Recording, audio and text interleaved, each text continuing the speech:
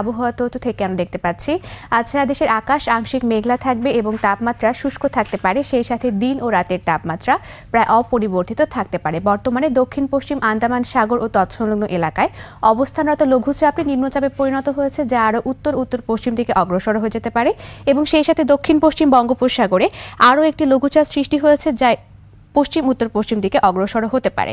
বর্তমানে বিশেষ কিছু অঞ্চলের তাপমাত্রা যদি আমরা দেখে থাকি তাহলে সিলেটে রয়েছে 21 ডিগ্রি সেলসিয়াস, ঢাকায় রয়েছে 22 ডিগ্রি সেলসিয়াস এবং রাজশাহীতে রয়েছে 20 ডিগ্রি সেলসিয়াস।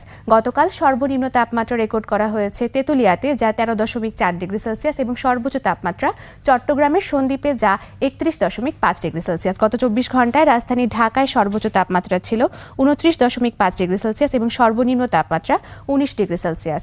আজ ঢাকার আকাশ আংশিক মেঘলা থাকতে পারে এবং উত্তর অথবা উত্তর পশ্চিম দিক থেকে ঘন্টায় 8 থেকে 10 কিলোমিটার বেগে বাতাস প্রবাহিত হতে পারে। আজ সকাল 6টা অনুযায়ী ঢাকার বাতাসের আপেক্ষিক আর্দ্রতা নির্ণয় করা হয়েছে 88% এবং আজ ঢাকায় সূর্যাস্ত হবে সন্ধ্যা 5টা বেজে 11 মিনিটে। দর্শক, এ ছিল আমাদের